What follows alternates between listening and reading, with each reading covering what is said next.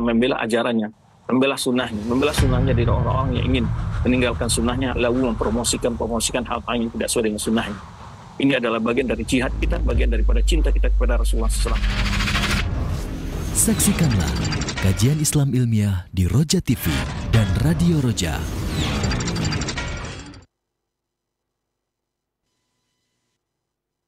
Alhamdulillah, nahmaduhu wa nasta'inuhu wa nastaghfiruh.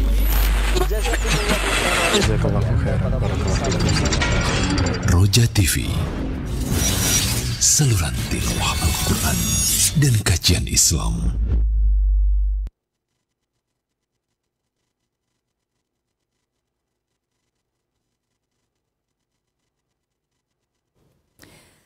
Assalamualaikum warahmatullahi wabarakatuh. Alhamdulillah, wassalatu wassalamu ala rasulillah nabina Muhammadin wa ala alihi wa ashabihi wa man wala.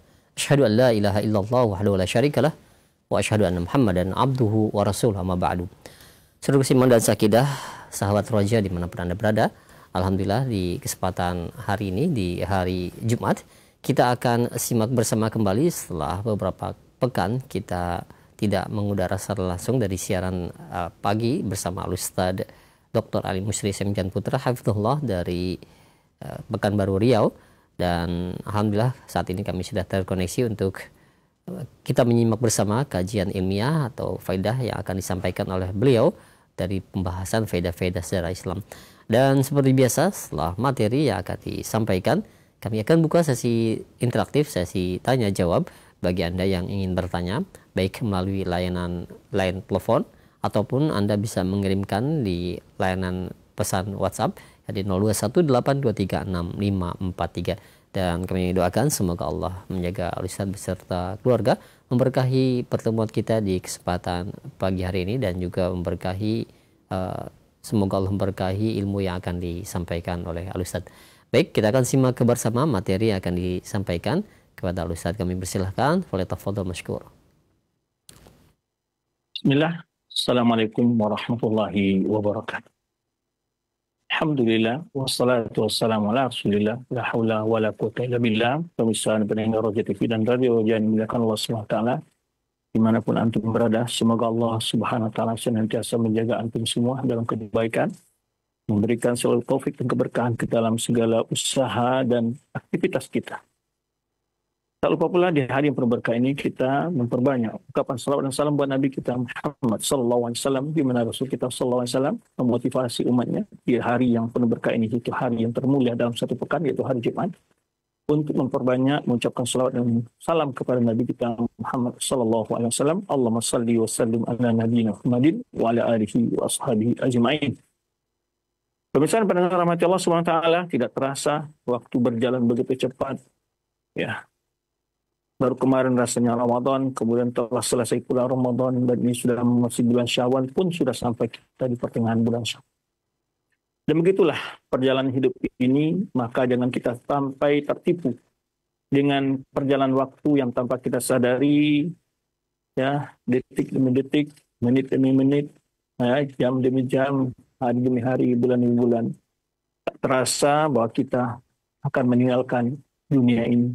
Pasti tentunya cepat atau lambat. Yang penting kita harus menyadari bahwa satu saat kita pasti akan meninggalkan dunia yang fana.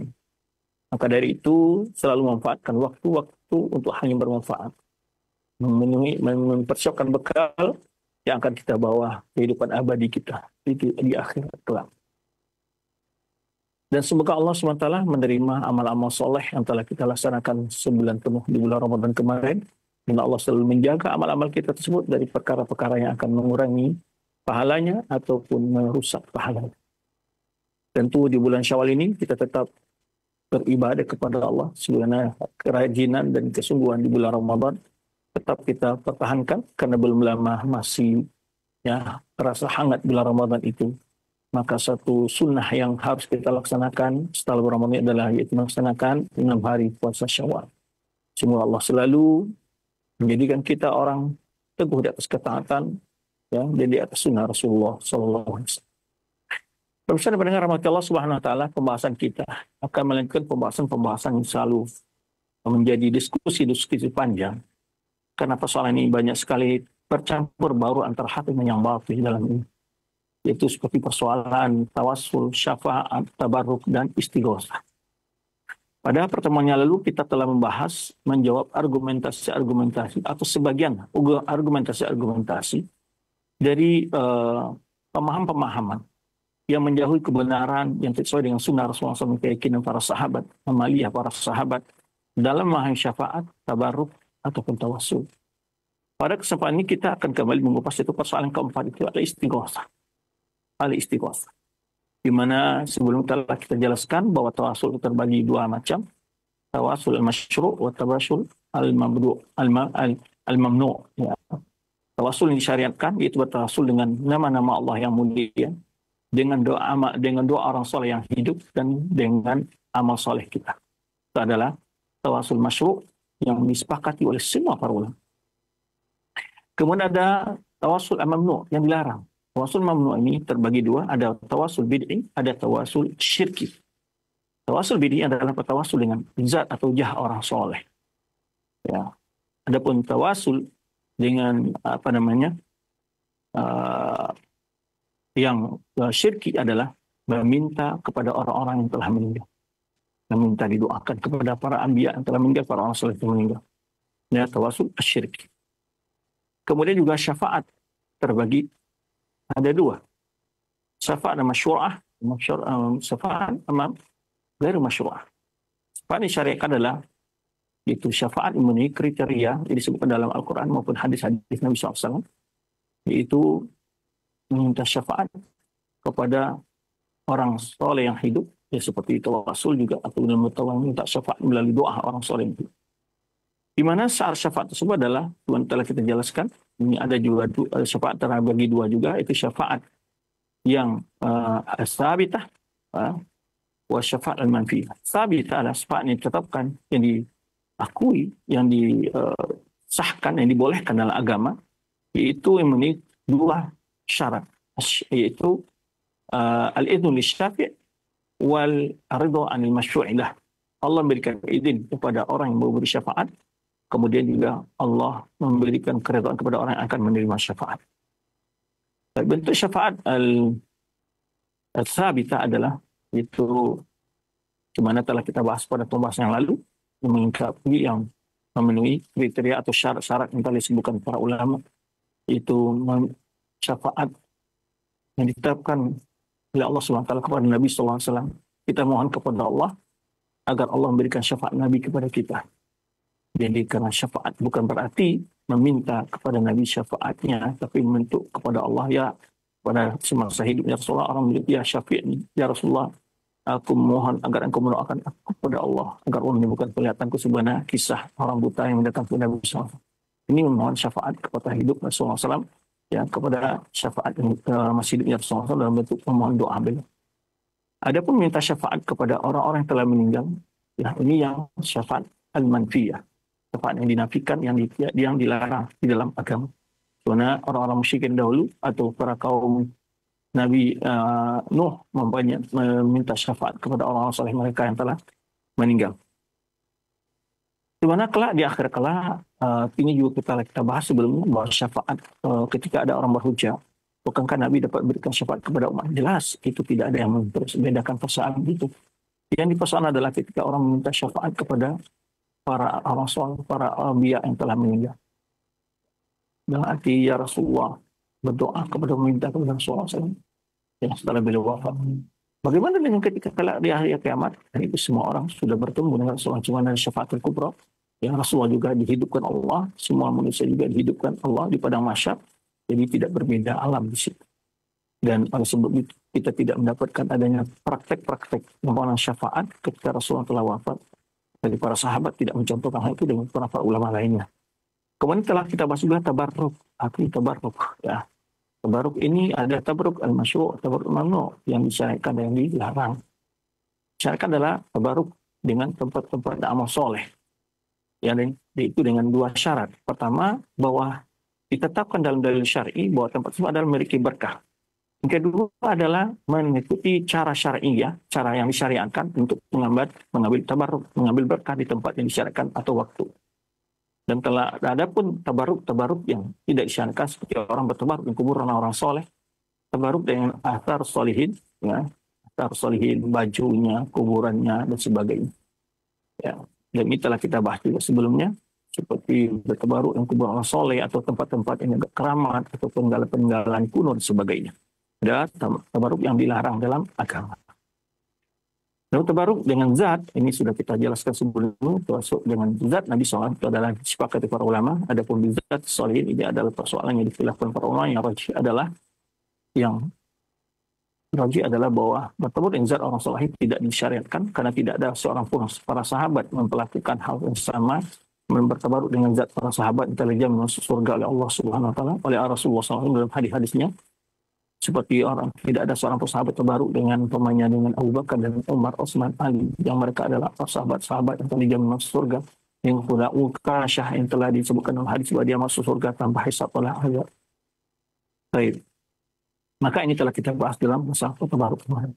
Ya, bahwa tabarruk adalah ada dalam kondisi ketika sujud adalah kondisi sangat berkah, maka diperbanyak berdoa ketika sujud dalam sholat. Kemudian juga umpamanya tempat-tempat penuh berkah, umpamanya Padang Arafah. Tetapi ada tempat dan waktu. Waktunya bertabarruk di Padang Arafah itu adalah mengambil berkah di Padang Arafah pada tanggal 9 Zulhijjah. Bukan bahwa keberkahan di Padang Arafah itu di luar hari tersebut. Ada orang ketika umroh berkunjung ke Arafah sana terus berdoa di Arafah. Karena dia memahami doa di Arafah itu adalah doa yang makbul. Dan dimaksud doa makbul itu adalah pada hari ya rukufnya orang. Nah ini yang kita masukkan. Jadi bertabarruk itu diikat dengan tempat, polanya, waktunya. Soalnya bulan Ramadan adalah waktu penuh berkah. Ya. Atau tanah haram pemanya Masjid Nabawi, Ka'bah, kemudian bertawaf di Ka'bah, kemudian Masjidil Haram. Tempat yang berkah. Tapi harus cara dan pola kita mengambil harus sesuai dengan syariat ini. Tidak seperti mana pengamalan sebagian orang yang tidak memahami persoalan ini. Sehingga ada orang memahami bahwa Madinah itu kota yang berkah, lalu diambil tanahnya. Ada pula yang mengusap-usap dinding Masjid Nabawi dengan sorbannya, dianggap berkah. Terus sorbannya dianggap mungkin bawa keberkahan pulang. Ada pula yang mengubur fotonya, ada yang dan segala macam. Ini pola. Jadi bagaimana kita ngambil berkah? Berkah itu ada beribadah dari Masjid Nabi SAW. Al-Quran, berdoa, sholat. Nah itu pola, itu yang sesuai dengan tuntunan syariat, pola mengambilnya. Nah, begitu pula malam Lailatul Qadar, malam penuh berkah. Tapi bukan berjudi di malam itu, bukan begadang tanpa ibadah. Nah, tapi sesuai dengan pelaksanaan ibadah. Tuntunan pengambilan berkah harus sesuai dengan tata pelaksanaan yang disyariatkan. Nah, ini kemarin telah kita jelaskan. Kemudian juga telah kita jelaskan tentang bentuk-bentuk kekeliruan dalam ini masalah mengalap berkah tersebut. Baik, yang pembahasan keempat adalah itu tentang istighosah. Istighosah artinya secara bahasa adalah yaitu thalabul ighasah, meminta pertolongan ketika dalam kondisi sedang terjepit, dalam kondisi sangat darurat, itulah bahasanya. Jadi dia bagian dari doa sebenarnya. Tetapi ketika berdoa dalam kondisi sangat darurat, itu disebut istighosah dalam istilah bahasa. Ya, maka istilah syar'i ini perlu kita memahami agar tidak salah mempraktekkan yang dipengaruhi oleh pemahaman kita terhadap makna istighosah tersebut. Karena sekarang banyak pula sebagian masyarakat yang menjadikan lafaz istighosah ini ketika mereka berdoa secara berjama'i atau secara mengundang orang ke suatu tempat dianggap itu istighosah oleh mereka. Dalam suatu kesempatan mereka mengadakan haul atau sebagainya, lalu mereka mengatakan ini istighosah kubro dan sebagainya. Nah, kalau kita lihat istighosah secara syar'i itu adalah prakteknya adalah itu digunakan dalam beberapa praktek oleh Rasulullah ketika terjadi kekeringan. Ya, maka di masa Rasulullah, di masa para sahabat, masa Rasulullah SAW, para sahabat radhiyallahu anhum, mereka melaksanakan namanya salat istighosah. Istilah istisqa. Di situ mereka istighosah kepada Allah agar menurunkan hujan.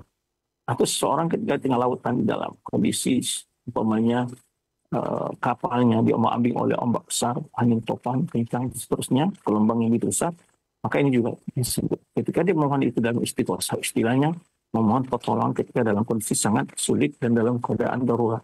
Baik. Maka oleh sebab itu istighosah itu harus dengan Allah Subhanahu wa taala.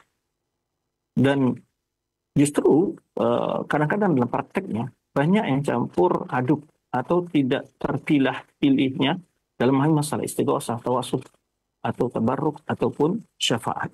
Nah, ini kadang-kadang sebagian masyarakat kita kurang memahami perbedaan-perbedaan dari istilah-istilah tersebut.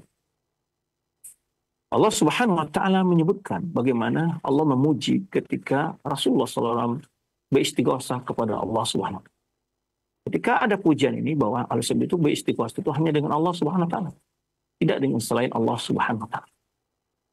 Ya, maka bila ada orang beristighosah dengan selain Allah, maka ini adalah dihukum secara agama adalah syirik. Nah, orang beristighosah dengan selain Allah. Kadang-kadang ada masyarakat kita memahami ketika dia meminta kepada orang soleh, diistilahkan oleh dia beristighosah atau bertawasul. Dan ini telah dijelaskan pembahasannya. Ketika mereka berkumpul bersama-sama di sekitar kubur orang soleh, lalu mereka istilahkan itu adalah istighosah kubur dan sebagainya. Nah, ini yang perlu kita luruskan. Beristighosah itu hanya kepada Allah. Nah, oleh sebab itu Allah SWT memuji sikap dan perbuatan Rasulullah SAW ketika malam perang Badar, di mana Abu Bakar Siddiq anhu mengisahkan bagaimana Rasulullah SAW berdoa dengan sepenuh hati beristighosah kepada Allah di malam saat besok paginya akan terjadi perang Badar. Maka Allah mengisahkan surat Al-Anfal itu tentang doanya Rasulullah SAW tersebut diabadikan dalam atau kondisi Rasulullah SAW tersebut diabadikan dalam surat Al-Anfal ayat 9. Ittastaghithuna rabbakum fastajaba lakum. Nah, ini ayatnya yang menjelaskan. Ittastaghithuna rabbakum fastajaba lakum. Ketika kalian beristighosah dengan Rabb kalian atau kepada Rabb kalian, fastajaba lakum. Lalu Allah memenuhi, menjawab ya bagi kalian istighosah kalian. Anni mumiddukum. Lalu Allah katakan bahwa sungguh aku, kata Allah, akan membantu kalian bi alfin minal malaikat. Jadi ketika perang Badar itu Allah membantu pasukan kaum muslimin dengan 1000 dari malaikat murdifin yang berbondong-bondong. Nah, dalam ayat ini salah satu faedahnya adalah dibahas oleh para ulama ahli tafsir bahwa satu faedah di sini adalah Allah memuji ketika hambanya bahwa beristighosah dengan Allah. Dan Allah menjelaskan yang mampu menjawab istighosah itu hanya Allah Subhanahu wa taala. Fastajaba lakum. Oleh sebab itu ketika kita dalam kondisi apapun saja, ya, ketika kita dalam keadaan secara khusus dalam keadaan darurat, baik kapal mau karam mau tenggelam, pesawat dalam kondisi sedang mengambing, kalau terjadi insiden sebagainya, bis dan sebagainya, maka kita beristighosah kepada Allah Subhanahu. Mohon kepada Allah Subhanahu wa taala. Kenapa? Karena ada terdapat juga di sebagian lapisan masyarakat yang ketika dia mengalami insiden kondisi yang sangat berat, dia memanggil nama wali, nama wali-wali yang dianggap oleh keramat, itu memanggil nama-nama ustadz yang dia kagumkan hingga dianggap wali, atau para habaib dianggap wali, sehingga dia memohon pertolongan wali ini, bukan memohon pertolongan kepada Allah Subhanahu wa taala. Maka oleh sebab itu, ya, ini dijelaskan ayat mulia ini bahwa beristighosah itu adalah kepada Allah Subhanahu wa taala. Kemudian dalam makna, ya, bagaimana juga Allah menceritakan juga kondisi orang-orang makna dari istighosah ini, mereka meminta pertolongan ketika mereka dalam di neraka, surah Al-Kahfi ayat 29. Wa in yastaghisu, jika mereka meminta bantuan, yughasu bima'in kalmuhl. Mereka dibantu, diberi bantuan dengan air minum yang menggelegak. Ya, yashul wujuh, yang membuat apa? Muka mereka terbakar. Kemudian, ya, ini di antara makna-makna menjelaskan. Walladzi qala liwalidayhi ufil lakuma ata'idani an ukhraja wa qad qalatil qurun min qabli wa huma yastaghithani allaha wailaka amin inna wa'dallahi haqqun wa yaqulu ma hadha illa asatirul awwalin. Ini juga dijelaskan Orang ini berkata kepada kedua orang tuanya, "Uffil lakum." Dia celaka kalian berdua. Kalau kalian berdua menjanji kepada aku akan keluar, ya, sungguh telah berlalu umat-umat yang terlalu sebelum aku. Wahum ma'istaghitsu. Kedua orang tuanya memohon kepada Allah. Lalu berkata kepada, "Wailak, celaka engkau, berimanlah kepada Allah. Sungguhnya ancaman dan janjian Allah itu sangat benar." Ya. Fayaqulun mengatakan, lalu dia katakanlah, ini hanyalah cerita-cerita dongeng yang berlalu. Nah, di sini syahidnya adalah istighosah, ya, dan artian itu mohon pertolongan dalam kondisi sedang sulit atau sedang kondisi sedang darurat. Bolehkah istighosah dengan makhluk? Nah, ini jadi istighosah bil masyru' wa istighosah al mamnu'. Tadi kita sebutkan beristighosah kepada Allah. Gimana boleh nggak beristighosah dengan makhluk? Nah, ada 2 syarat, ada 3 syarat.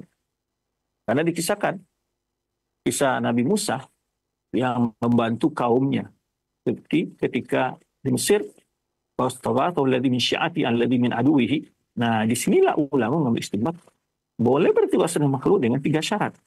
Yang pertama, makhluk itu hidup. Nah, tidak boleh beristighosah dengan orang yang telah mati. Yang kedua, hadir. Walaupun dia hidup tapi tidak hadir. Umpamanya kiainya di pulau beda, berpulau tempat jauh. Nah, tidak boleh. Dia hadir. Istighosah dengan orang tadi hidup, masih hidup, dan hadir. Wal qadir, dan juga mampu dalam atau dalam perkara ladzi yaqdiru alaihi al-abd.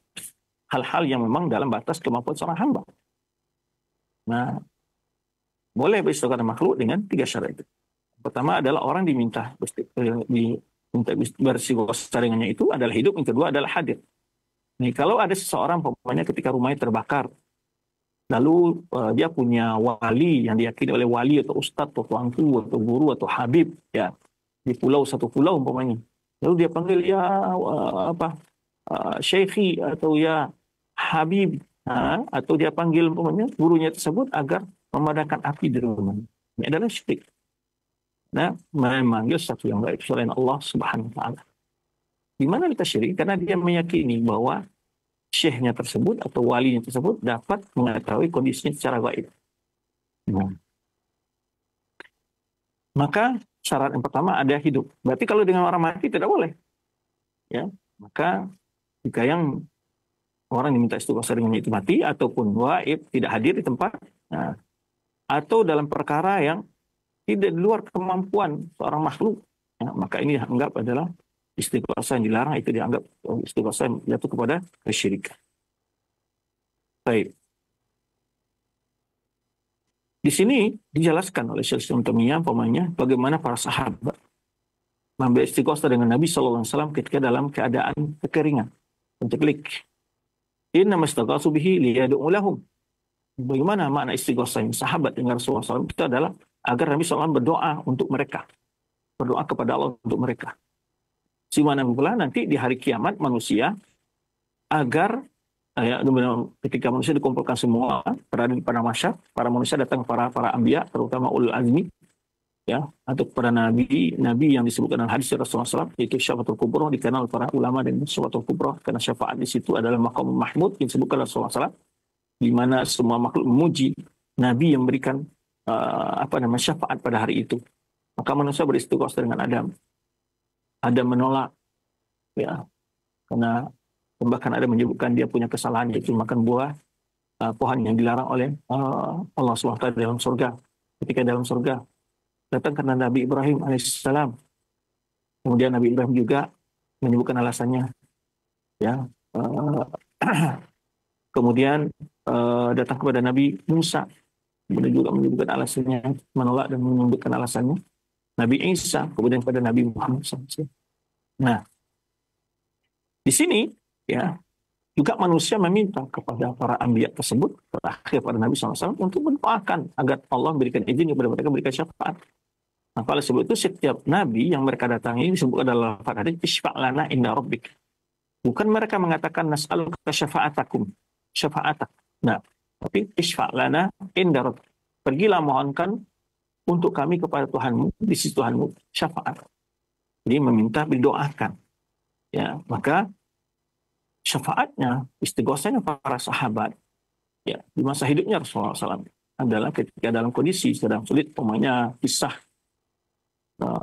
Nabi SAW ketika berkhutbah di masjidnya.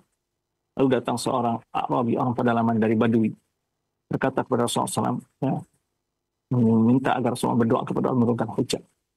Halakatil iyal, halakatil amwal, waja'atil iyal, telah banyak yang mendatang ternak yang mati dan keluarga banyak yang kelaparan. Ya, udhu Allah lana. Mohonkanlah kepada Allah untuk kami, ya Rasulullah. Ya, maka Rasulullah berdoa. Ini berdoa ketika dalam kondisi itu disebut istighosah. Nah, ini yang terjadi di masa hidupnya Rasulullah SAW. Namun setelah Rasulullah SAW wafat, walaupun banyak sekali sahabat mengalami goncangan-goncangan, kondisi-kondisi yang sangat begitu pahit dan sulit, ya, tak ada satupun orang sahabat datang ke Rasulullah meminta syafaat atau beristighosah. Baik. Maka beristighosah dengan makhluk itu adalah untuk didoakan oleh makhluk yang hidup tadi, yang hadir dan perkara yang dimampu. Ya. Maka memohon istighosah kepada makhluk yang hadir dan hidup tadi dalam perkara yang dimampukan, maka itu tidaklah dilarang. Jadi ini yang perlu diluruskan. Karena ada sebagian pihak menuduh Syaikhul Islam Taimiyah mengharamkan istighosah. Beliau tidak melarang istighosah. Beliau menjelaskan istighosah yang disyariatkan, istighosah yang tidak disyariatkan. Istighosah yang disyariatkan pertama istighosah dengan Allah SWT, yang kedua beristighosah dengan makhluk yang hadir, yang hadir, makhluk yang hidup, hadir dia, kemudian dalam perkara yang dimampu ini. Adapun istighosah yang diingkari adalah istighosah yang syirkiyah. Istighosah itu kepada orang telah meninggal atau seseorang yang gaib. Lalu menyebutkan, beliau mengatakan, wa min a'zami syirki an yastaghitha rajul bi maitin aw ghaibin wa yastaghithu bi 'inda al-masa'ib. Di antara syirik yang paling besar itu adalah seorang beristighosah dengan orang yang telah meninggal. Siapapun orang itu. Nabi, wali, orang saleh, atau gaib yang tidak hadir. Dia beristighosah dengan orang-orang tersebut ketika dalam keadaan musibah. Dapat musibah dia. Lalu dia mengatakan, ya Sayyidi Fulan. Ya Sayyidi Fulan. Katakan, wahai Sayyidi Fulan. Ka'anu yatlub minhu izalat darrihi. Seakan-akan dia meminta kepada darinya itu untuk menghilangkan mudarat yang sedang menimpanya. Au jalbi nafi, atau meminta manfaat kebaikan. Oleh sebab itu, Syaikhul Islam memberikan penjelasan dalam menetapkan hakikat daripada istighosah tersebut, yaitu bahwa istighosah dengan makhluk yang tidak cukup syarat-syaratnya tadi, maka itu disebut syirik. Maka beliau mengatakan, wala yajuzu li ahadin an yastaghitha bi ahadin minal masyayikh al-ghaibin. Tidaklah boleh seseorang pun beristighosah dengan masyayikh yang gaib, wala mayyitin, atau yang telah meninggal. Misal ayaqul, seperti mana dia mengatakan, ya Sayyidi Fulan aghithni. Nah, orang ini tidak hadir, orang ini tidak meninggal, umpamanya. Wahai Sayyidku, wahai penghuluku, Fulan, aghithni, tolonglah aku. Wansurni, bantulah aku. Irfa'anni, belalah aku. Nah, ini tidak boleh. Kepada mayat dikatakan, kepada orang yang tidak hadir. Atau dia kata, ana fi hasbika wa nahwi dzalik. Atau dia katakan, aku hanya pada bergantung kepadamu saja. Atau kalimat-kalimat umpamanya. Bal kana hadza min asy-syirki alladhi harrama Allah wa rasuluh. Ini adalah syirik yang diharamkan oleh Allah dan Rasulnya. Wa tahrimuhu mimma yu'lamu bi'tirar min dinil Islam. Keharaman perbuatan ini ada sesuatu yang sudah pasti dalam agama Islam. Kita tahu secara pasti dalam agama Islam. Nah, adapun orang-orang yang berkomentar ketika hidup, kita kan boleh beristighosah dengan Rasulullah SAW ketika Rasulullah masih hidup, kita boleh. Kenapa kita mati tidak boleh? Bukankah Rasulullah SAW mulia setelah mati sekalipun? Jadi, di sini syubhatnya, argumentasinya orang bolehkan beristighosah dengan para nabi yang telah meninggal, orang soleh yang telah meninggal, itu adalah yang mengatakan, menyamakan istighosahnya, mengkiaskan istighosah ketika mereka masih hidup dan ketika mereka telah meninggal. Lalu berargumentasi mengatakan, bukankah Rasulullah SAW tetap hamba yang mulia ketika telah meninggal? Betul.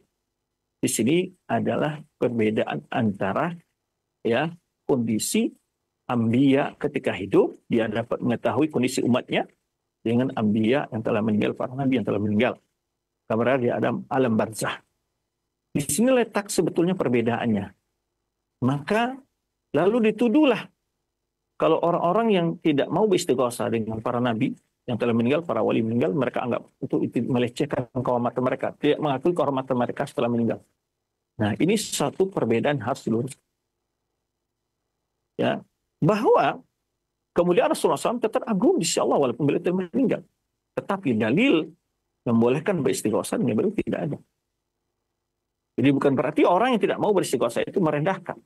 Justru itulah orang yang mengagungkan karena mengikuti syariat yang beliau bawa. Maka beliau di sini mengatakan, adapun dakwah itu bahasa kita, adapun anggapan bolehnya bertawasul dengan Rasulullah SAW. Ya, maka jaza istighatsah bihi. Kalau boleh bertawasul dengan Rasulullah SAW, ya, ketika dia masih hidup, ya, atau boleh bertawasul dengan Rasulullah SAW, maka boleh beristighatsah dengannya. Maka ini tidaklah sahih. Alasannya apa? Karena kita bertawasul dengan Rasulullah SAW, ya, karena la yajuzu lana, karena kita tidak boleh bertawasul dengan Rasulullah SAW setelah beliau meninggal. Ya. Walaysa lana an natawassul bi du'ai ba'da mautih. Demikian pula kita tidak bisa bertawasul dengan doanya Rasulullah setelah beliau meninggal. Apabila dimaksud dia bertawasul ketika dengan Rasulullah SAW itu adalah ketika hidupnya dengan doanya Rasulullah SAW, maka tentu ya, dibolehkan ketika hidupnya Rasulullah SAW dan tidak boleh ketika wafatnya Rasulullah SAW. Dan juga dibolehkan beristighotsah dengan Rasulullah ketika hidupnya dan ketika dia hadir dalam perkara yang maka ada dua syubhat di sini disebutkan. Orang-orang yang membolehkan tadi adalah mengatakan kalau kita boleh di masa hidup Rasulullah, kenapa tidak boleh setelah Rasulullah meninggal? Nah, yang maksud dalam meninggal ini adalah ketika orang yang bertawasul masih hidup. Tetapi nanti kalau di akhirat setelah orang meninggal, semua orang manusia meninggal berada pada masyar, dan Rasulullah SAW dibangkitkan dari kuburnya, demikian pula manusia semuanya, maka di situ ada tawasul setelah meninggalnya Rasulullah, setelah meninggalnya manusia. Kenapa? Karena waktu di dunia sekarang berbeda alam dengan Rasulullah SAW. Beliau berada di tempat yang paling mulia di sisi Allah SWT. Dan beliau tidak mengetahui hal yang gaib berada di bumi ini. Itu yang tadi disyaratkan oleh para ulama. Dan ini ya jelas para ulama titik perbedaan. Maka tidak bisa disamakan bolehnya beristighotsah ketika bertawasul ketika hidupnya Rasulullah SAW dikiaskan dengan setelah wafatnya Rasulullah SAW. Nah, ini yang dijelaskan. Baik. Adapun setelah wafatnya Rasulullah SAW, maka kita beriman dengan Rasulullah SAW, mentaatinya, ya, mempercayai secara kabarnya yang sahih pokoknya, dan kita bersaksi bahwa dia telah melaksanakan segala tugas dibebankan risalah oleh Allah SWT, beban risalah yang dibebankan Allah kepada beliau, melaksanakan semua amanah, dan telah memberikan nasihat yang sempurna kepada umatnya, dan telah berjuang di jalan Allah dengan penuh perjuangan, hatta atahul yaqin, sampai Allah memanggilnya. Adapun alasan membolehkan beristighotsah setelah wafatnya Rasulullah SAW, bahwa Rasulullah SAW sekarang berada di alam yang sempurna, tempat yang mulia di sisi Allah, ya, dan tidak akan kekurang kedudukannya di sisi Allah SWT. Maka ini adalah alasan ini secara sahih kalau dia berada di tempat yang mulia, betul. Tetapi tidak bisa dijadikan alasan kemuliaannya Rasulullah SAW itu sebagai alasan untuk membolehkan beristighotsah dan bertawasul setelah beliau wafat. Illa anhu la yasih wa yurbatu bi jawazi istighatsah bi Rasulullah SAW pada wafati. Kalau meyakini Rasulullah SAW berada di tempat yang mulia di sisi Allah SWT setelah wafat, betul. Bukan itu yang dipersoalkan. Bukan itu yang dipertentangkan. Bukan itu yang dipersilihkan. Dipersilihkan adalah illa annahu la yasih, tetapi tidak boleh diyakini bahwa boleh dikaitkan bolehnya beristighotsah dengan Rasulullah setelah beliau wafat. Kenapa? Karena masalah ini, ya, inna hadhil mas'alah syar'iyyah, inna hadhi mas'alatan syar'iyyatan tu'khadhu min adillah. Karena hal ini, permasalahan hukum agama ini, kalau hukum agama diambil dari dalil.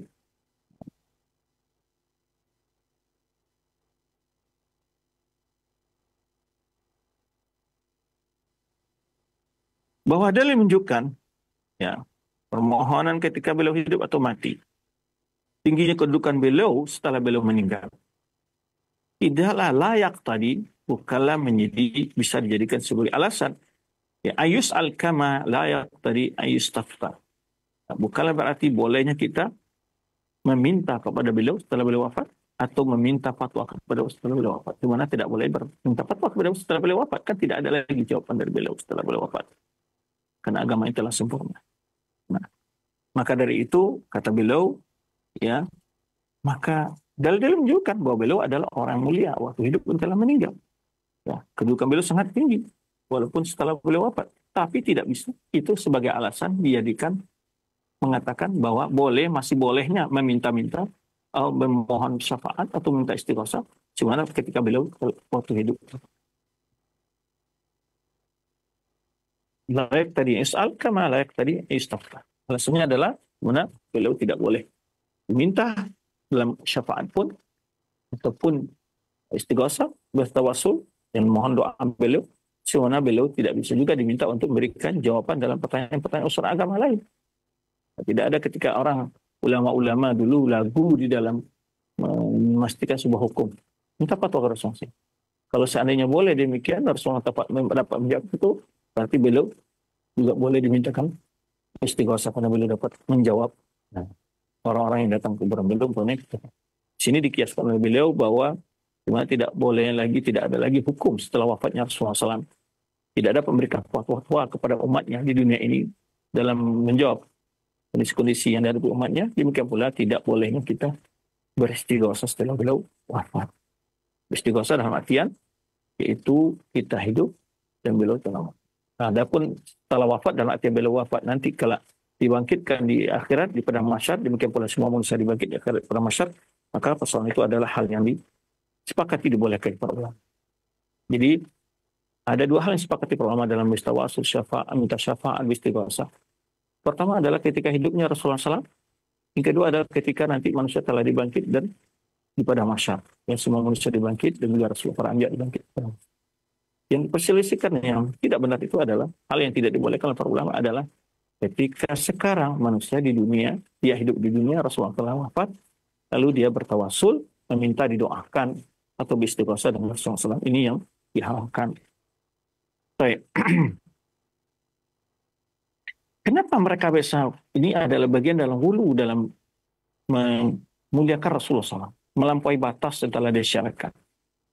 Alasan mereka jatuh karena itu adalah takut mereka menganggap akan merendahkan Rasulullah SAW, mengurangi hak Rasulullah SAW. Sedangkan hak Rasulullah SAW adalah hak yang sempurna, mulia di sisi Allah Subhanahu Wa Taala.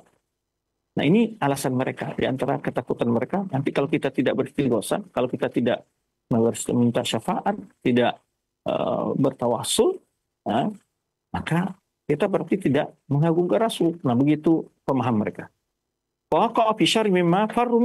Sehingga mereka jatuh ke dalam suatu kesalahan yang lebih fatal daripada apa yang mereka cemaskan. Ya. Kalau seandainya kata beliau diambilkan pemahaman kalau dijadikan sebagai iftiradan, kalau diumpamanya kalau seandainya salah satu dosa, satu syirik, ya, dan gulu pada makhluk. Yang kedua syirik adalah menaksu Rasul SAW membak hak atau mengurai sebagian hak Rasulullah SAW. Yang pertama syirik, yang kedua adalah mengurai hak sebagai Rasulullah SAW. Mana yang lebih fatal kesalahannya? Tentulah karena khata' saniduna khata' min wala fihi.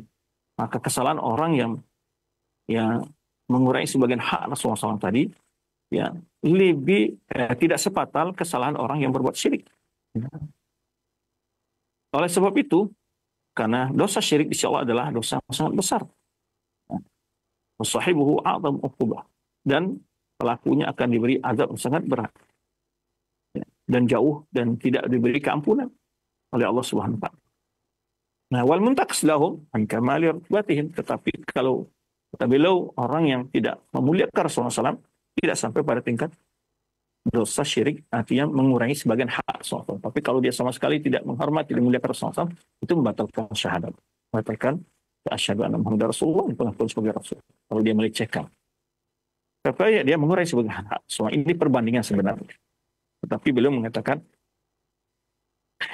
bahwa kalau seandainya dianggap kedua dosa tadi terjadi Tapi tidak, ketika kita tidak beristighosa setelah wafatnya Rasulullah, tidak bertawassul, ya, atau minta syafaat kepada beliau setelah wafat, bukan berarti orang tersebut tidak menghormati Rasulullah SAW. Justru mereka adalah orang-orang yang mengagungkan Rasulullah SAW dengan menjalankan perintah Rasulullah SAW. Ya, dengan melaksanakan ajaran sunnahnya, begitunya, ajaran beliau. Dan tauhid adalah ajaran yang terbesar dibawa oleh Rasulullah SAW. Syirik adalah perkara yang sangat diingkari oleh Rasulullah SAW. Dan perbuatan orang-orang yang melampaui batas dalam memuliakan Rasulullah SAW tadi, mereka akan menyerupai kaum Nasrani yang berlebih-lebihan di dalam menyanjung, memuji Rasul mereka, itu Isa alaihissalam pun. Hatta waqaw fi syirk, membuat mereka jatuh dalam kesyirikan. Kemudian beliau mengomentari di sini, adapun hujjah beristidlal bolehnya beristighosa syirkiyah dengan perkataan Allah Subhanahu wa taala, "Fastaghaftu alladhi min syi'ati alladhi min aduwwihi." Dia ada juga yang beralasan, ya, bolehnya bertawassul, beristighosa dengan orang mati atau orang yang tidak hadir tadi. Lalu dia menyebutkan dalil dengan ayat Al-Quran, yaitu kisah Nabi Musa yang membantu kaumnya yang disiksa oleh kaum Fir'aun. Fastaghaftu alladhi min syi'ati alladhi min aduwwihi, surah Al-Qasas 15. Maka, ya, kelompok yang dari kaum Nabi Musa ini meminta bantuan Nabi Musa alaihissalam untuk menghadapi kelompok dari musuhnya. Maka ayat ini tidak bisa dijadikan dalil. Kenapa? Karena Nabi Musa hidup, ya, kemudian kaum Nabi Musa yang dibantu juga sama-sama hidup. Bukan telah meninggalnya Nabi Musa alaihissalam. Maka oleh sebab itu dijawab oleh para ulama. Fahadha laysa fi dalil, laysa fi ma yu'ayyidul jawab istighatsah bisyirk. Ini tidak bisa ayat ini dijadikan dalil tentang bolehnya beristighatsah dengan makhluk, ya, dengan nabi atau orang wali yang telah meninggal. Kenapa? Karena dalam ayat ini istighatsah al-hayy bi hayyin hadir. Kisah dalam ayat ini adalah istighatsahnya seseorang, ya, dengan orang yang masih hidup dan hadir. Ya, ala amrin yaqdir alaihi Musa. Itu dalam hal yang juga mampu Nabi Musa. Itu Nabi Musa, wa kazahu Musa, wa qada alaihi, dalam ceritanya. Ketika Nabi Musa satu kali pukul, membuat orang tadi langsung mati. Nah, jadi itu dalam perkara yang dimampu. Dan juga tidak salah satu dari mereka berbeda alam. Oke? Nabi Musa masih hidup, kaum juga hidup dan berhadir di situ. Lalu ada pula yang mengatakan beristighosa dengan orang yang telah mati atau yang tidak hadir itu tidak termasuk syirik dan tidak dinamakan ibadah, kata mereka. Kenapa? Karena kita tidak bersujud kepada mereka. Ini alasan juga. Kadang-kadang ada argumentasi begitu. Karena kita tidak sujud ke kuburan ini. Nah, mereka memahami bahwa ibadah itu bentuknya sujud saja. Nah, dan sebelum telah kita bahas juga bahwa doa itu adalah ibadah, permohonan. Jadi ibadah itu ada sujud, ada ruku, tidak demikian. Nah, ini akan dijawab nanti. Bahwa syirik itu adalah memalingkan sedikit dari ibadah kepada selain Allah. Sarfa syai'in atau sarfu syai'in li ghairillah min al-ibadah. Ya. Wa yujabu anha bi anna man sarfa syai'an mimma huwa haqqul. Hak Allah bila diberikan kepada selain Allah, maka itu syirik kepada Allah Subhanahu wa taala. Sekalipun dia tidak sujud, tidak rukuk kepada benda yang diagungkannya itu. Karena itulah contoh umpamanya Allah SWT mengisahkan bahwa orang ahlul kitab itu adalah menjadikan ulama ahli ibadah mereka sebagai Tuhan. Ya, walaupun mereka tidak sujud. Padahal sikapnya adalah menghalalkan yang haram, mengharamkan yang halal. Ya. Ketika Adi bin Hatim bertanya kepada Rasul tentang tafsir ayat ittakhadhu ahbar wa ruhban arbaba min dunillah. Surat Taubah ayat 31. Mereka menjadikan ahbarahum, ulama-ulama mereka, wa ruhbanahum, ahli ibadah mereka, arbaban min dunillah, tuhan-tuhan dari selain Allah. Lalu apa maksudnya? Kan di situ disebutkan oleh orang Yahudi yang bertanya kepada Rasulullah, mereka tidak menyembahnya ya Rasulullah. Mereka tidak sujud kepada itu. Kan disebutkan dalam tafsir tafsir ayat ini diriwayatkan bahwa sahabat bertanya sama Adi. Bertanya kepada Rasulullah, mereka kan tidak pernah menyembah, bukan sujud kepada apa namanya ulama-ulama mereka dan ahli-ahli ibadah mereka. Lalu Rasulullah menyebut, jelaskan Rasulullah, ala tuhilluna ma haram Allah, atau yahilluna ma haramahullah, wa yuharrimuna ma fatuhillunahu. Bukankah mereka menghalalkan sesuatu yang diharamkan Allah, lalu kalian halalkan? Bukankah mereka menghalalkan sesuatu yang diharamkan Allah, lalu kalian ikut menghalalkan? Kemudian wahidu mana ahallallah, dan mereka mengharamkan sesuatu yang dihalalkan Allah, lalu kalian ikut mengharamkan. Tilka ibadatuhum, kata Rasulullah, itulah ibadah mereka. Jadi ini jelas. Ya. Jadi pengambilan mereka sebagai Tuhan artinya adalah menghalalkan yang haram, mengharamkan yang halal. Walaupun di sini menghalalkan yang haram itu terbagi kepada dua bentuk. Yang pertama, betul-betul dia ikuti, ya, menghalalkan yang haram, mengharamkan yang halal. Yang kedua adalah, dan itu jelas jatuh kepada kufur. Tetapi bila dia meyakini keharamannya, meyakini kehalalannya, namun dia melakukan maksiat dalam ketaatan. Dimana sebagian Muslim melakukan hal-hal yang maksiat, maka hukum mereka seperti adalah pelaku dosa, bukan orang yang keluar dari Islam. Maka Nabi SAW menyatakan itu ibadah. Itu adalah ibadah, itulah bentuk ibadahnya, walaupun tidak sujud dan rukuk. Nah, intinya ingin dijelaskan ini adalah bahwa ibadah itu tidak hanya rukuk dan sujud saja. Begitu pendapat yang bertentangan dengan hukum Allah Subhanahu wa taala. Sebenarnya perbuatan orang Yahudi dan Nasrani menghalalkan oleh mengikuti kehalalkan sesuatu yang dihalalkan ulama mereka pada dia haram. Disebut oleh Allah Subhanahu wa taala telah menjadikan ulama-ulama mereka sebagai sesembahan atau Tuhan. Demikian pula, ya, bahwa arti ibadah itu tidak hanya sujud dan rukuk saja. Karena menurut masyarakat kita ada yang memahami begini, meminta-minta ke kuburan itu tidak syirik. Kenapa? Karena kita tidak sujud ke kuburan. Kita kan meyakini Allah yang menyembuhkan kita. Jadi dia minta kepada kesembuhan dari orang yang dalam kubur tersebut. Nah, ini di antara alasan-alasan mereka. Kita yakin Allah yang beri.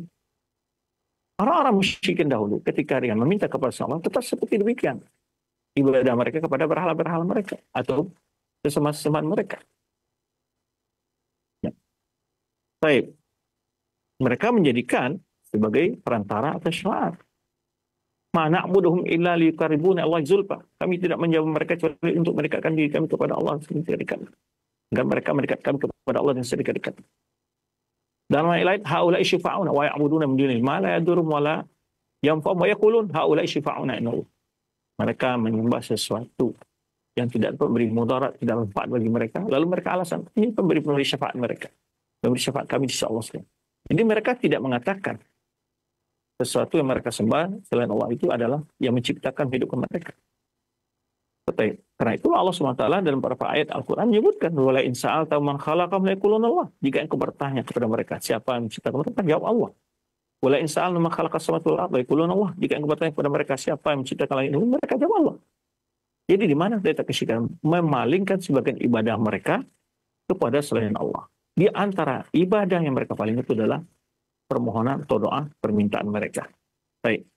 Maka jadi ibadah itu bukan hanya harus berbentuk sujud, menyembah langsung. Sebenarnya juga Rasulullah SAW menyebut orang yang hatinya bergantung kepada dunia, sekalipun dia tidak sujud, terukuk kepada dunia itu sendiri. Atau sebenarnya Rasulullah SAW sebutkan dalam sabdanya, Ta'isa abdul dinar, celakalah abdul dinar, penyembah ya, dinar. Abdul dinar, bukan abdul dinar. Wa abdul dirham. Ya, Ta'isa abdul dinar wa abdul dirham. In u'tiya radiyah, wa in lam yu'ta sakhit. Ta'isa wan takas. Disebutkan dengan istilah abdul dinar, dinisbahkan pada, walaupun dia tidak sujud kepada dirham dan dinar tersebut. Oleh sebab itu tidaklah diartikan bahwa ibadah itu selalu dalam bentuk sujud. Ya, ibadah itu tidak selalu dalam bentuk rukuk dan sujud. Yang kedua, orang yang beristighosa dengan mayat. ya, dengan orang yang telah meninggal, maka dia ada perbuatan syirik. Ya. Karena dia telah memalingkan sesuatu dari ibadahnya kepada selain Allah. Sekalipun dia tidak salat kepada mayat, tidak sujud kepada mayat tersebut. Nah, ini beberapa contoh penjelasan-penjelasan yang dapat kita bahas dalam pembahasan ini tentang masalah istighosah. Semoga pembahasan yang sekian ini dapat kita ambil faedahnya. Ya, tentu perlu akan berulang-ulang mestinya kita membahas masalah ini karena banyak sekali pembahasan-pembahasan dan syubhat-syubhat yang perlu kita luruskan dalam pembahasan ini. Apalagi kita melihat di dalam buku-buku panduan, sebagian panduan salawat, ya, ada berisi lafaz-lafaz yang hulu, seperti qasidah-qasidah yang ditulis oleh Yahya, oleh Busairi, ya, qasidah-qasidah Busairi. Dia beristighosah dengan Rasulullah SAW, istighosah syarqiyah dan sebagainya. Maka ini perlu kiranya kita memberikan pencerahan kepada umat agar mereka terhindar dari kesyirikan, ya, dosa yang sangat berbahaya, dosa yang sangat, ya, mengkhawatirkan, dan pelakunya kekal dalam neraka dan tidak mendapatkan ampun dari Allah Subhanahu wa taala. Maka dari itu, ya, kita menghormati Rasulullah, memuji Rasulullah SAW sebatas yang dibolehkan oleh Rasulullah SAW sendiri. Maka ketika ada orang berlebih-lebihan dan memuji Rasulullah SAW, bahkan ada sahabat ketika demi Allah dan Muhammad, aja'altani ini dan lillah, apakah engkau menjadikan saya sekutu bagi Allah? Rasulullah SAW mengingkari. Bahkan dalam sebuah pesta, ketika ada anak-anak anak-anak perempuan yang menyanyikan qasidah di dalam pesta itu, wa fina nabi ya'lam ma fi ghadin, di tengah kita ada nabi mengetahui hal yang baik, diingkari Rasulullah SAW. Rasulullah tidak memberikan uzur walaupun itu diucapkan dari seorang anak-anak, tapi Rasulullah SAW mengingkari perbuatan-perbuatan hak. Demikian pula banyak sekali bagaimana Rasulullah SAW menjaga janabat tauhid, menjaga yaitu kemurnian tauhid umat ini agar tidak terjerumus kepada perbuatan-perbuatan umat yang berlalu yang menyebabkan mereka hulu berlebih-lebihan di dalam mengagungkan nabi-nabi mereka dan orang saleh mereka yang pada akhirnya mereka mempersekutukan nabi-nabi mereka, orang saleh mereka dengan Allah Subhanahu wa taala. Barakallahu fikum, wallahu a'lam bishawab. Itu yang dapat kita bahas dalam pertemuan kali ini. Semoga dapat kita ambil manfaatnya. Berikutnya kita kembalikan kepada Al-Akh Madu kita dari studio Cilengsi. Baik, alhamdulillah, terima kasih banyak Ustaz. Jazakallahu khair atas materi yang telah disampaikan di kesempatan pagi menjelang siang ini, yaitu mengenai pembahasan istighosah yang dibolehkan dan yang dilarang. Baik, mudah-mudahan jadi faidah bagi kita semua dan ilmu tambahan, ilmu yang bermanfaat bagi kita semua. Dan selanjutnya kami buka sesi tanya jawab. Silakan sekali lagi bagi Anda yang ingin bertanya, Anda bisa mengirimkan pertanyaan melalui layanan pesan WhatsApp di nomor 021 823 6543, atau juga Anda bisa menghubungi kami di layanan telepon, ya, di nomor yang sama di 021 823 6543, dan untuk layanan line telepon biasa, tidak layanan line telepon WhatsApp. Baik, ada pertanyaan Ustadz kami ajukan di layanan pesan WhatsApp. Assalamualaikum warahmatullahi wabarakatuh. Ya Ustadz, pada saat ini sering atau sedang viral disebut dengan istilah qadam, dan setiap orang katanya memiliki qadam. Apa yang dimaksud dengan qadam tersebut Ustadz? Apakah benar ada istilah qadam dalam syariat Islam ini Ustadz? Mohon penjelasannya. Waalaikumsalam warahmatullahi wabarakatuh. Terima kasih atas pertanyaannya. Khadam, artinya khadam atau qadam, yang sebetulnya dalam bahasa itu khadam yang biasa dipakai oleh sebagian kelompok, utamanya ulama-ulama yang mereka mengaku sebagai pemilik penolong dari golongan jin. Jadi itu pemahaman yang umum di masyarakat, memahami bahwa khadam itu adalah suatu pembantunya dari pelayannya dari jin. Nah, kemudian orang ini mengatakan setiap kita punya khadam. Nah, ini ada dua masalah yang dicampur adukan di sini. Pertama, memang kita istilahnya dalam istilah hadis Rasulullah SAW itu dalam syariat itu adalah qarin. Bahwa setiap kita ini ada qarin, satu qarin dari malaikat, satu qarin daripada jin. Qarin. Ini apa arti korin itu, Ustaz? Korin artinya dalam bahasa itu orang yang ya selalu atau sesuatu yang selalu mendekati kita, yang selalu bersama kita kemanapun dan kapan saja. Korin namanya. Jadi bahwa setiap manusia punya korin dari kalangan malaikat, korin di kalangan jin. Nah, korin di kalangan jin ini yang selalu mengganggu, menggoda seseorang tadi jatuh ke dalam perbuatan maksiat, kemungkaran, atau perbuatan kekufuran dan sebagainya. Nah, yang sebenarnya dijelaskan oleh Ibnu Mas'ud bahwa korin dari malaikat yang adu melekat selalu motivasi kita, mengarahkan kita hal yang positif. Dan kalau korin dari kalangan jin ini adu bisyar, selalu memotivasi, mengarahkan kepada perbuatan yang buruk. Kemudian ya, dalam hadis bukan Rasulullah SAW bahwa Rasulullah SAW diselamatkan Allah dari gangguan korinnya tersebut. Para ulama mengatakan ada aslamu minhu atau aslam. Ada mengatakan bahwa aku selamat dari gangguan korinnya atau korinnya itu masuk Islam. Ada dua penafsiran oleh para ulama. Ini tentang korin. Ini yang satu pertama. Jadi beda antara kodam. Kalau kodam dalam penafsiran yang umum di tengah masyarakat yang memahami kodam-kodam seperti ini, mereka melakukan ritual-ritual dengan tujuan nanti bahwa jin ini dapat membantu hajat-hajat mereka, itu menurut mereka. Nah, dalam ritual-ritualnya itu tidak luput dari perbuatan-perbuatan yang kadang-kadang sampai pada tingkat kesyirikan. Ini saya yang bercerita kepada saya beberapa orang yang pernah mengalami langsung praktek ritual tersebut. Jadi dari suatu tempat orang ini sudah meninggalkan pemahaman tersebut dan dia waktu itu yang nyetir mengantarkan saya dari satu tempat ke tempat ke rumah saya. Tidak saya sebut tempatnya lah supaya tidak terjadi pula kegaduhan. Jadi dia bercerita dia punya pengalaman. Ada ritual-ritual bagaimana supaya mendapat korin kodam tersebut. Jadi beda antara korin dan kodam.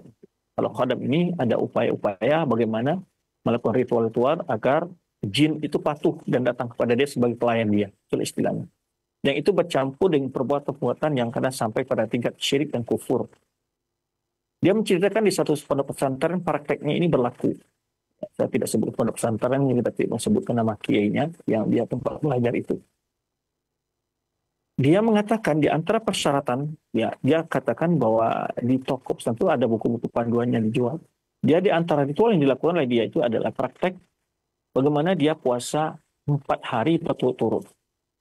4 hari berturut-turut tanpa berbuka di pinggir sungai dan tidak boleh tertidur. Itu di antara ritual yang dilakukan. Ini sesuai dengan cerita dia, begitu. Nah, kalau tertidur, menurut persyaratan itu adalah tidak akan berhasil mendapatkan kodam itu. Dan terus ritual. Terakhir ritual yang dilakukan oleh dia, yang harus dilakukan oleh dia, itu mandi di kolam yang situ penuh dengan kotoran manusia. Jam 2 malam. Dan dia katakan ada beberapa temannya juga ikut dalam melakukan ritual itu. Dan pas di malam dia kegiatan ritual yang tadi mandi di kolam yang penuh dengan kotoran manusia itu jam 2 malam. Dia katakan saya pura-pura sakit dan saya tidak ikut. Karena dia tidak sanggup gitu ya melakukan ritual itu. Sebetulnya banyak ritual-ritual ya, cerita-cerita yang dilakukan. Baik para ulama juga menulis. Seperti juga ada yang menceritakan ritual agar dia itu kebal dan atau punya kodam juga, yaitu di dalam ketika dia seorang teman juga tinggal di semua seorang tokoh agama, kiai atau ustadz gitu, di suatu daerah juga. Di tengah rumahnya ada sebuah kelambu, kemudian di dalam kelambu itu ada foto, kemudian ada tempat berzikir di situ. Dan dia ditawarkan oleh sang kiai atau guru agama yang tepatnya ini atau ustadznya, nanti supaya kita tidak menuduh ini perbuatan kiai saja atau ustadz tuanku. Ini maksud di sini adalah satu istilah yang digunakan dan menyebut-nyebut tokoh agama di kita. Nah, dia persyaratkan yaitu untuk berzikir selama 40 hari di dalam kelambu tersebut sambil membayangkan wajah yang ada di foto tersebut.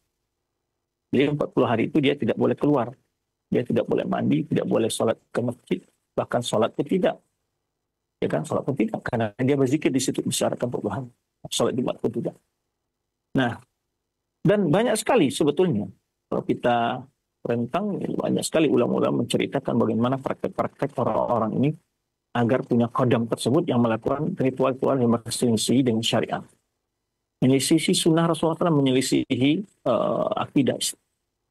Seperti cerita-cerita umpamanya dia bertapa di pinggir sungai 40 hari, lalu dia mempunyai tongkat dan sebagainya, karamah dan sebagainya. Ini jelas proses-proses yang tidak syar'i. Nah, ketika ini dilakukan, ini persyaratan tentu dari jin tersebut agar dia mau untuk menjadi pesuruh orang yang mau hikmat melakukan perbuatan kesyirikan dan hal-hal yang bertentangan dengan sunnah Rasulullah SAW. Jadi itu praktek-praktek mereka lakukan. Jadi istilah khadam selama ini saya ketahui sebanyak itu. Itu suatu hal, pekerjaan-pekerjaan atau ritual-ritual yang memang dilakukan oleh sebagian orang untuk menurut mereka dapat menjaga, membantu mereka menjadi pelayan dari jin ini, melakukan ritual-ritual yang itu mencampur dengan kesyirikan dan perbuatan bid'ah. Jadi juga di antara ritual yang dilakukan oleh cerita orang yang pertama tadi itu, yang tadi dia tidak siap untuk mandi di kolam penuh kotoran manusia tadi, itu katanya untuk setiap malam itu sekian malam juga, saya lupa berapa malam, itu dia pertama bangun malam, sholat 2 rakaat, setelah itu ada zikir, ritual yang dibaca. Itu dibaca. Nah, terakhir dari pengalaman dia, menceritakan dia sendiri, itu nanti Qori itu akan datang dan ketika dia saat itu dalam mimpinya. Nah, orang yang pertama saya ceritakan tadi, dia sebenarnya tidak lulus secara persyaratan. Kenapa? Karena dia tidak, pertama dia ceritakan, ketika dia berpuasa di pinggir sungai 4 hari itu, dia tertidur. Yang kedua, dia tidak melaksanakan ritual yang terakhir, itu mandi di kolam penuh kotoran manusia itu. Tetapi katanya, itu qadim tadi, tetap datang kepada, qadam tadi, ya, tetap datang kepada dia, dan dia tolak. Dan setelah itu dia sakit, parah. Jadi diganggu oleh jin tersebut. Dan ini sebetulnya apa yang saya dapatkan informasi tentang kadam-kadam yang masyhur di tengah masyarakat. Ya, Rasulullah SAW dan para sahabat radhiyallahu anhum tidak pernah melakukan ritual-ritual, dan mereka tidak pernah, para anbiya pun tidak pernah dibantu oleh jin dalam memperjuangkan Islam. Justru di dalam peperangan sering diceritakan itu hanya mereka dibantu oleh para malaikat. Dalam kita mengupas kitab-kitab membicara tentang jin ini, justru jin ini jauh lebih lemah daripada manusia, baik secara fisik maupun secara akal dan substansi. Ya, Imam Suyuti punya kitab namanya Lu'lu' Marjan fi Ahkamil Jan. Ya, itu belum membahas di sana baik sekali sifat dan juga pekerjaan-pekerjaan ataupun nama-nama jin, semua belum kupas di situ. Nah, intinya adalah bahwa apa yang diistilahkan kadam-kadam itu adalah proses-prosesnya tidak disyariatkan dan juga tidak ada motivasi dari Rasulullah SAW dari dalam agama kita agar kita punya kadam, agar kita melakukan ritual-ritual untuk mendapat membantu dari jin dan sebagainya. Wallahu a'lam bishawab, itu sebatas yang saya ketahui. Nah, baik, terima kasih banyak Ustaz, jazakallahu khair atas jawaban dan penjelasannya. Selanjutnya kami ajukan kembali Ustaz pertanyaan di layanan pesan WhatsApp. Assalamualaikum warahmatullahi wabarakatuh. Ya Ustaz, bagaimana jika istighotsah berjamaah dilakukan oleh pemimpin satu negeri dan diserukan kepada rakyatnya Ustaz? Apakah istighotsah berjamaah itu boleh diikuti oleh rakyatnya yang dilakukan oleh pemimpin tersebut? Baik, praktek yang ada di masa Rasulullah SAW itu dalam istilahnya itu salat istisqa. Jadi salat 2 istisqa, salat minta hujan dikenal di kita. Yaitu istilah istighotsah, memohon Allah menurunkan. Karena disebut istighotsah karena dalam doa istisqa itu, dan para ulama juga membahas dalam kitab fikih beristighotsah istisqa ini, kalau mazhab Abu Hanifah mereka tidak mensunahkan salat tapi menggunakan doa saja. Itu sesuai dengan praktek Rasulullah SAW ketika di masjid ketika berkhutbah. Allahumma a'alifna anzil alaina al-ghais. Ya.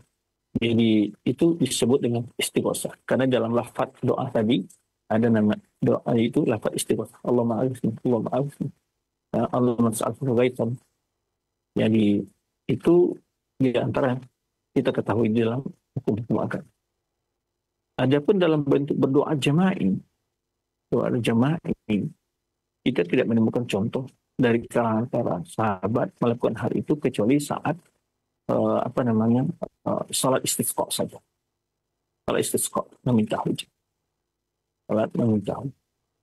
Karena lafaz istighosah ini sekarang ada yang menggunakan untuk ketika ada anak mau ujian, lalu semua siswa-siswa dikumpulkan di istilah istighosah. Ini sudah tidak sesuai dengan tuntunan ada dalam sunnah Rasulullah SAW. Karena istighosah tadi hanya untuk perkara yang maslahah ummah secara umum. Kalau pemimpin menyuruhkan kepada rakyatnya untuk salat istisqa karena terlambat turun hujan, ya umpamanya, dan itu disyariatkan, di mana terjadi di masa Umar bin Khattab. Mereka diajak untuk salat istisqa oleh Umar, ya. Kemudian meminta Abbas untuk berdoa. Jadi kalau seandainya boleh beristighosah dengan Nabi SAW, tentulah Umar lebih memilih beristighosah dengan Nabi SAW. Karena Rasulullah telah wafat, maka ya kunna nastaghiitsu bi Rasulullah SAW wa tasqina. Kata Umar dalam doanya, ya Allah, dulu kamu ketika hidup Rasulullah SAW beristighosah, Rasulullah, lalu engkau turunkan hujan buat kami. Wa al'an nastaghiitsu bi amri Rasulullah SAW. Sekarang kami memohon, ya, agar istighosah dengan paman Nabi, ya, kami, yaitu Abbas. Kum ya Abbas, Allah, berdirilah wahai Abbas, mohonkan berdoa kepada Allah. Jadi di sini Umar memilih dengan segala kedekatan Abbas dengan Rasulullah SAW, kemudian juga kesolehannya, tentunya pastinya berdoalah Abbas, maka turunlah hujan. Itu praktek-praktek yang ada dicontohkan di dalam perbuatan para ulama, ya, para sahabat Nabi radhiyallahu anhu. Wallahu a'lam bishawab. Nah, baik, alhamdulillah, terima kasih banyak Ustaz, jazakallahu khair atas jawaban dan penjelasannya. Masih yang ketiga Ustaz, kami ajukan pertanyaan di layanan pesan WhatsApp. Ada beberapa pertanyaan senada yang kami ajukan, yaitu mengenai meminta doa kepada orang lain. Ya, bagaimana Ustaz hukumnya jika kita kebiasaan atau terbiasa minta didoakan kepada orang lain untuk keberkahan hidup kita atau agar masalah dalam kehidupan kita bisa dimudahkan oleh Allah Subhanahu wa taala. Dan juga ada pertanyaan yang lainnya, yaitu mengenai titip doa ketika seseorang akan pergi umroh supaya saya bisa dipanggil ke sana, Ustaz. Mohon jawaban dan penjelasannya. Secara umum meminta didoakan oleh orang kita lihat dia orang yang soleh, orang yang taat kepada Allah, boleh saja secara umum. Tetapi tentu akan lebih aula kita sendiri berdoa, karena orang yang dalam kondisi membutuhkan berbeda dengan orang sekedar mendoakan. Pasti harapan dan rojaknya lebih berbeda. Itu roja atau harapannya lebih berbeda. Walaupun ada contoh-contoh yang kita boleh meminta doa dari orang soleh, yang kita mohonkan agar doa dikabulkan Allah Subhanahu wa taala. Sebenarnya juga para sahabat di masa hidup Rasulullah SAW, tetapi kita tidak dapatkan itu budaya dari para sahabat secara umum itu. Hanya sebagian sahabat dan sahabat yang itu yang memang dalam kondisi-kondisi yang butuh untuk doakan Rasulullah, seperti yang pernah kita jelaskan, seorang wanita yang kena sakit ayan, seorang sahabat laki-laki yang matanya buta lalu diminta dikembalikan sembuh oleh Allah Subhanahu wa taala.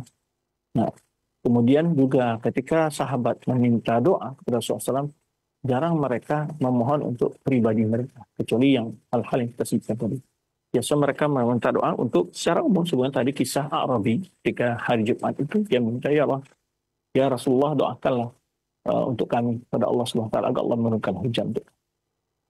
Nah, walaupun ada contoh ketika dalam satu riwayat Umar pergi umrah, lalu Rasulullah SAW menyusul doaik, jangan lupakan kami dari doamu yang soleh, doamu yang baik. Kemudian juga Umar juga pernah diberi kabar oleh Rasulullah SAW, jika engkau mendengar Uwais Al-Qarni, maka mintalah doakan, karena dia ada orang yang mustahil doa. Tentu secara umum kita meminta didoakan oleh orang-orang yang baik, boleh saja. Dan bahkan agama kita memotivasi seorang muslim itu selalu suka mendoakan saudaranya yang lain tanpa diminta. Kenapa? Karena dalam hadis disebutkan bahwa ketika seorang mendoakan saudara min dhahril ghaib, dhahril ghaib itu artinya di belakangnya, dan dia tidak tahu kalau kita mendoakan, maka yang kita akan didoakan oleh malaikat sesuai dengan isi doa kita.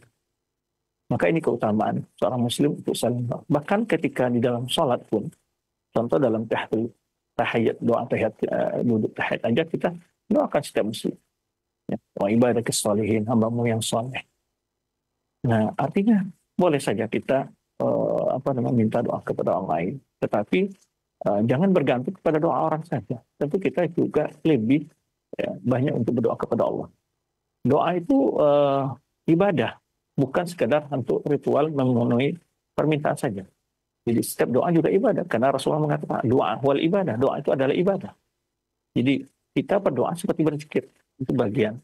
Maka disebutkan oleh para ulama, doa itu ada dua macam, doa ibadah, doa masalah.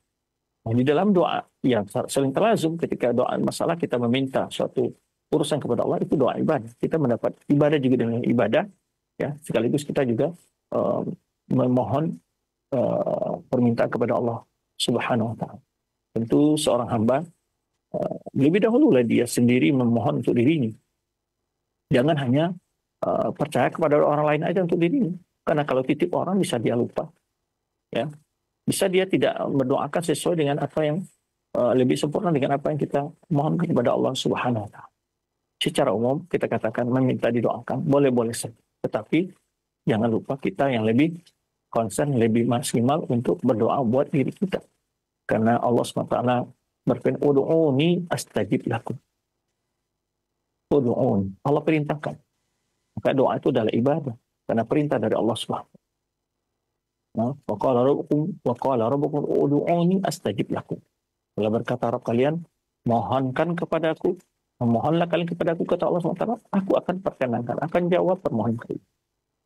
Maka oleh sebab itu, perbanyaklah berdoa kepada Allah SWT. Dan doa ini ada dua bentuk, ada doa yang berbentuk muqayyadah, ada yang mutlaqah. Muqayyadah, ya, sebenarnya di bahasa kita kan sebut doa keluar rumah. Ada itu zikir, seperti ini bentuk doa, ya kan. Maka itu yang muqayyadah. Jadi doa ketika keluar rumah, masuk rumah, ya, ketika masuk kamar mandi, keluar kamar mandi, ketika naik kendaraan, turun kendaraan, itu semuanya ada doa-doanya kan. Ketika masuk masjid, keluar masjid, ketika mau berangkat ke masjid, ya. Jadi banyak sekali momen ketika kita selesai mendengar azan, ada zikirnya, ada doa juga di situ. Ya. Maka itu contoh-contoh seperti yang harus kita amalkan dalam keseharian kita, apalagi zikir pagi dan sore, itu doa pagi dan sore. Kita harus hafalkan, kita harus ajarkan kepada anak kita, dan kita praktekkan dalam kehidupan kita. Wallahu a'lam bishawab. Nah, baik, alhamdulillah, terima kasih banyak Ustaz. Jazakallah atas jawaban dan penjelasannya. Demikian untuk yang bertanya. Dan selanjutnya mungkin kami berikan kesempatan untuk Anda yang ingin bertanya melalui layanan telepon. Silahkan kami tunggu di 021 823 6543. Nah, mungkin silahkan bagi para pemerhati roja sekalian yang ingin bertanya langsung kepada Ustaz Dr. Musli. Ya, silahkan. Halo. Halo. Assalamualaikum. Waalaikumsalam. Waalaikumsalam warahmatullahi wabarakatuh. Dengan Bapak siapa di mana? Pak Hadi, Jakarta. Di Jakarta. Silakan Pak Hadi. Assalamualaikum Ustaz. Waalaikumsalam warahmatullahi wabarakatuh. Waalaikumsalam wabarakatuh. Saya mau tanya Ustaz. Ini kita kan sedang berhadapan dengan penderitaan rakyat Palestina. Sekarang rakyat Palestina itu kan kita tahu sedang sangat menderita. Mengapa doa-doa yang kita berikan kepada rakyat Palestina itu di masjid itu sangat terbatas, Ustaz. Terutama dari Ahlus Sunnah wal Jamaah. Tidak ada konsen. Saya lihat tidak ada konsen, tidak ada semacam saran kepada masjid-masjid Ahlus Sunnah untuk mendoakan rakyat Palestina dalam menghadapi tentara Zionis. Nah, ini sekarang di masjid-masjid ini sekarang sudah tidak ada lagi, Ustaz. Sudah hampir tidak ada, dan tidak ada sumbangan-sumbangan seperti gelar sorban untuk Palestina. Mereka kan sangat menderita.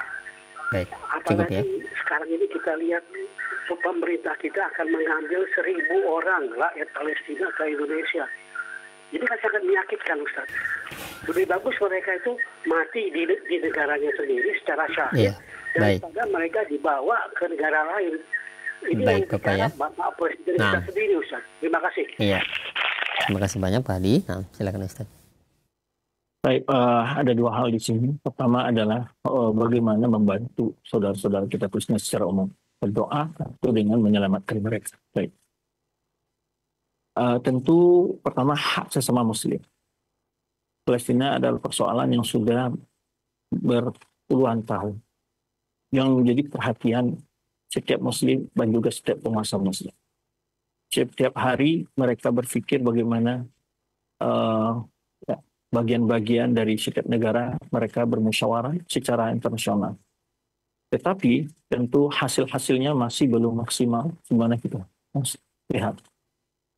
Kemudian tadi Bapak meminta agar kita mendoakan, kita tentu sebagai Muslim wajib mendoakan saudara-saudara kita kapan dan di mana saja, terutama kondisi yang dialami oleh saudara kita di Palestina, dan membantu sesuai dengan kemampuan kita. Dan alhamdulillah sampai hari ini masih tetap bantuan-bantuan itu mengalir, ya, baik bantuan dalam bentuk dana, donasi, itu masih tetap mengalir dan masih tentu mungkin permintaannya agar lebih digalakkan lagi, dihangatkan kembali.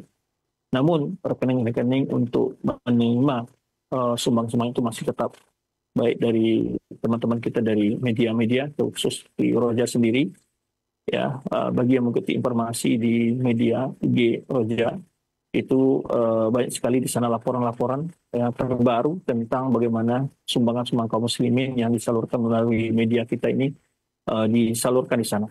Bisa dilihat di situ. Jadi mungkin Bapak mungkin belum, ya, tidak terasa semeriah dulu mungkin itu maksudnya. Tapi bukan berarti di sini tidak ada perhatian terhadap saudara-saudara kita di sana. Ada, tapi mungkin belum merasa tidak tenggelamlah oleh isu-isu nasional dan sebagainya. Dan inilah kendala umat Islam di seluruh dunia sebenarnya. Mereka punya persoalan politik, ekonomi, sosial sendiri negara masing-masing, hingga kadang-kadang tidak tampak perhatian mereka kepada sebagian saudara-saudara mereka yang sedang di dalam kondisi terzalimi oleh Zionis. Secara politik, baik negara Islam maupun negara-negara Arab, mereka tetap berjuang, tetap secara diplomasi, ya, dan juga bantuan-bantuan masih tetap mengalir, baik di negara Arab, tidak terkecuali, ya, dari Kuwait, Saudi, seterusnya. Mereka tetap mengirimkan bantuan-bantuan yang luar biasa. Jadi kita kalau ikuti media-media, ya, yang dari pakai Twitter, itu kita menyaksikan selalu bantuan itu sekarang mengalir terus. Cuman yang mungkin yang tidak tampak itu adalah tentu secara militer. Tentu secara militer tentu semua adalah pertimbangan-pertimbangan. Setiap negara tadi punya kemampuan yang berbeda-beda, kemudian juga kebijakan-kebijakan internasional. Yang jelas kita merasakan ketidakadilan dunia terhadap persoalan Palestina. Itu semua kita tahu. Secara khusus adalah Dewan Keamanan PBB yang tidak bertindak secara adil terhadap rakyat Palestina ini. Namun apapun kebijakan ini, insya Allah pemerintah kita sudah mempelajari dan mengetahui bagaimana kondisi yang seharusnya dilakukan. Pertama, memang mati syahid adalah hal yang mulia. Ini telah lama difatwakan oleh sebagian ulama, di antara Syekh Al-Albani menyatakan, ketika bahkan beliau juga dianggap orang yang menggembosi jihad dan sebagainya. Padahal beliau melihat berdasarkan fatwa dan berdasarkan ilmu bahwa ketika kaum muslimin belum mampu secara angkatan senjata, itu boleh saja mereka mundur. Sebenarnya Rasulullah SAW juga berhijrah dari Mekah ke Madinah.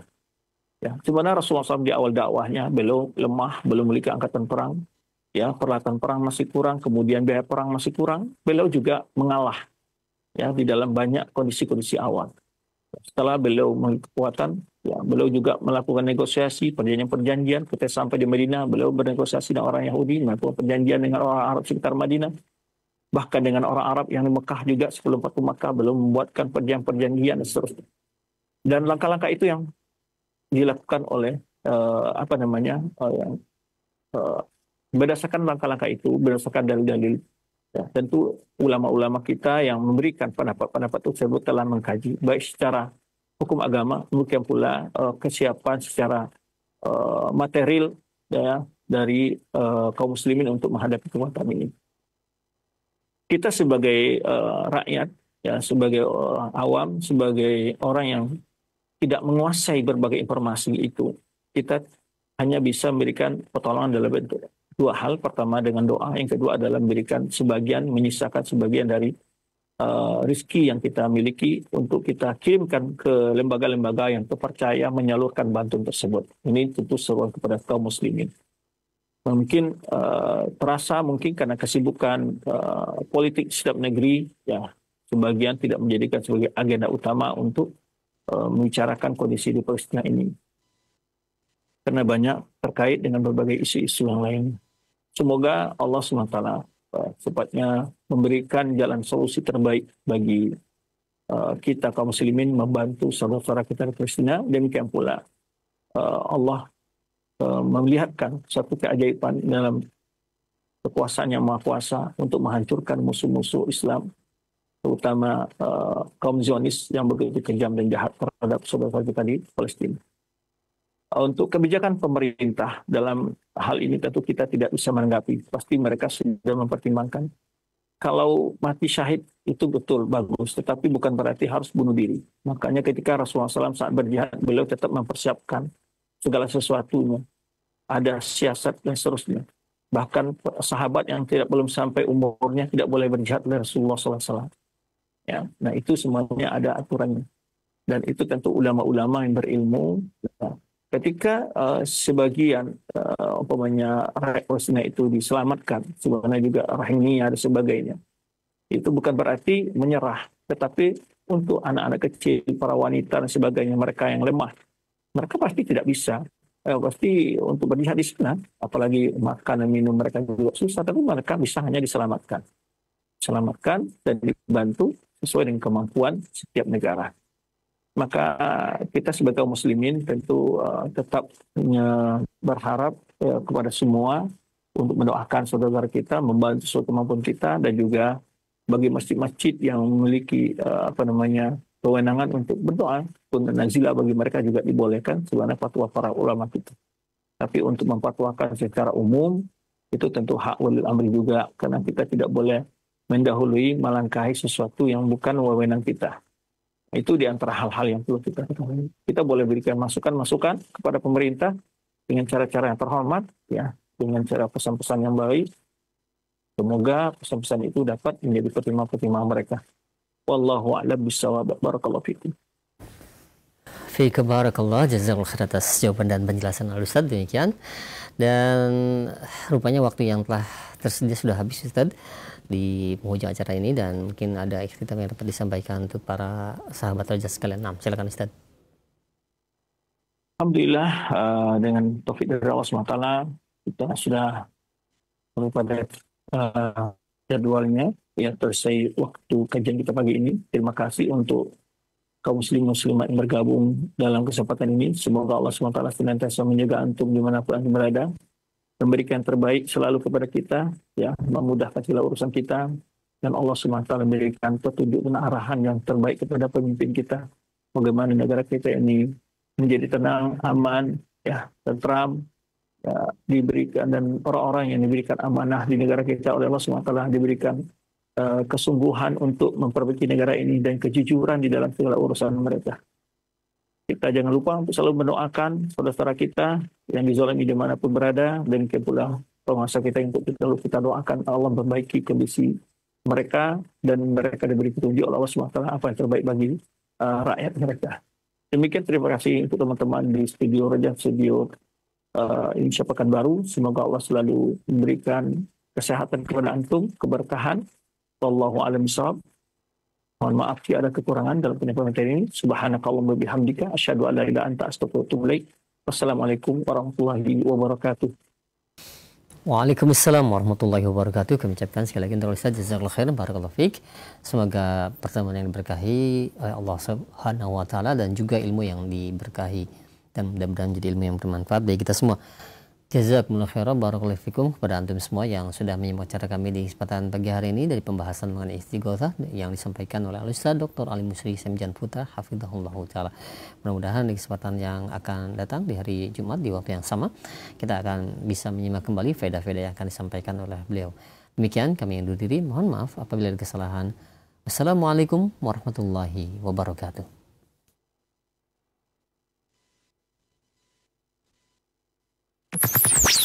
Roja TV, saluran tilawah Al-Quran dan kajian